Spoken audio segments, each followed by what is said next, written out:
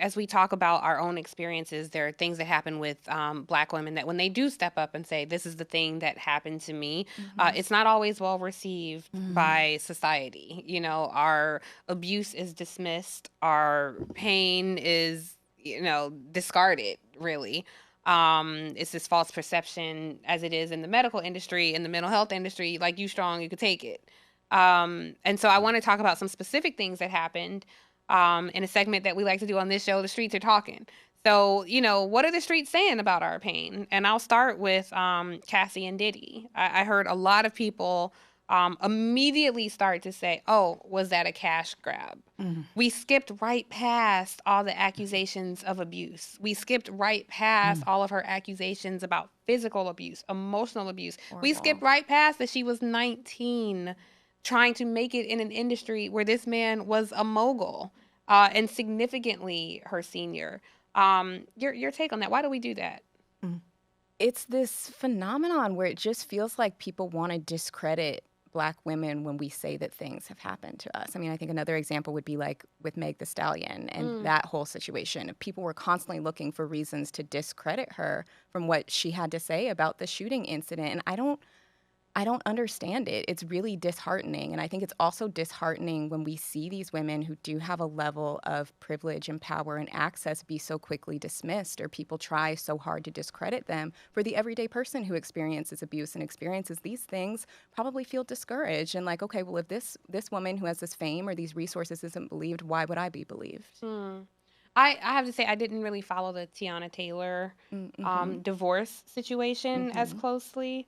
But my understanding is she was trying to protect their privacy, Mm-hmm. and her now ex-husband, soon to be ex-husband, exposed their private divorce proceedings. Mm-hmm. Yeah, details of their divorce were made private, and I think in the details were just some of the details about their relationship and about um, some situations where it just seemed like what their relationship was really like wasn't what met the eye. And for a while, it seemed like she really tried to keep up appearances, even when announcing their separation. Mm. And with that, people also tried to discredit what was in the divorce filing itself. And I just don't know if I understand this need to either, in situations like that, discredit somebody when they're sharing their lived experience, or in a situation when we think about, Keke Palmer, Mm-hmm. Cassie, Meg the Stallion, this need to defend abusers. Yeah. I just don't understand it, but it happens. We've seen it happen in all of those scenarios. We saw on Whitney and Bobby Brown.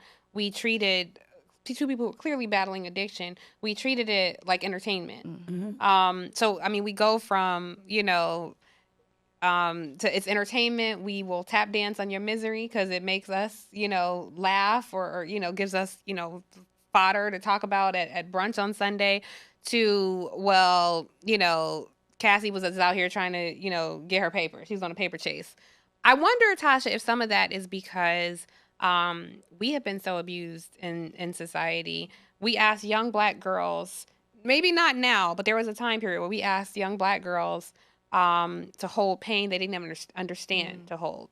If the 10-year-old girl was sexually abused by a family friend or an uncle, we did not always turn in that uncle, because we asked this Black girl to hold that pain, but we understood the white man's criminal justice system was so cruel that we couldn't imagine turning one of ours over to that. So we expect this little girl manage that pain, swallow it, hold on to it, because we know he was wrong. We got to protect him, and we have to protect you. So I wonder if there's some sort of callous attitude of, well, my mother survived, or I did this, or this happened to somebody I know, and we, took it on the chin and kept moving. How dare you put our business out there in the New York Times? How dare Right. you come out with this story and talk about this Black man who was this mogul? Could that be part of the reason why we do that? I think there's a number of things. I think all that to what you said, but I think one, let's be honest. And I keep bringing it up, and I don't know why it's coming up. I keep bringing up this for us to really unpack capitalism. Part of why we perpetuate pain pays in this country. Right, there is an exploitation of pain on multiple levels. Yeah. Right, if I keep you in pain, then if I have something that's gonna make you feel better, you're going to buy it from me. Right? And so there's kind of this culture that is constantly exploiting pain. And we see how the media creates, like you look at the news, 99% of the news is literally telling us about all things that are really painful and harmful and violent that's happening, right? Like there's this idea of, because we do respond, our mind, it gets attention, like we see something of pain, you know. And so there's something around this exploitation of pain that I think has been a constant thread in this country.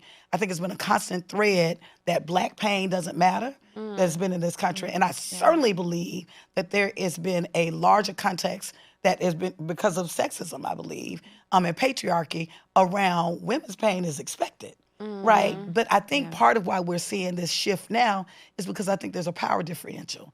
That part of what we're seeing right now is we're seeing, just like we see every time there's been Black progress, there's been white backlash. I think what we're seeing right now is I think we're seeing a gender backlash, that we're seeing a power backlash, that what we're seeing is we're seeing women now own their careers.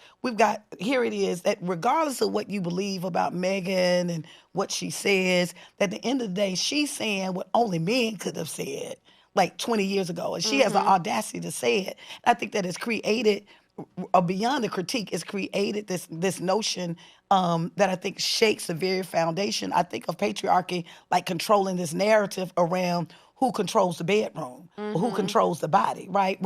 You know, I think there's a flip side of that I can put a critique, but I do believe that there's a backlash of these women that are owning their careers, they're owning their identity, they're owning their brand in such a way that I think that it has created not something new. Like at the end of the day, what war has ever existed on this planet that women were not considered the spoils of that war? Name one, including what's happening right now, where we're raped, where we're killed, where we're utilized in such a way. And so you know what I think is happening, and what we're seeing now is I think we're seeing it because we're seeing the contrast of women that are actually being elevated in their careers in different kind of ways that we've not seen before, and we're seeing this platform that everybody is a pundit now. Everybody got an opinion, right? Yeah. I'm quite sure the streets been talking, right? But now we can hear the streets talking because we can go to IG. The streets got an iPhone. The streets got an iPhone. So now everybody got a So phone. everybody got an opinion. Yeah. Everybody got a talk show on IG Live. So. Yeah.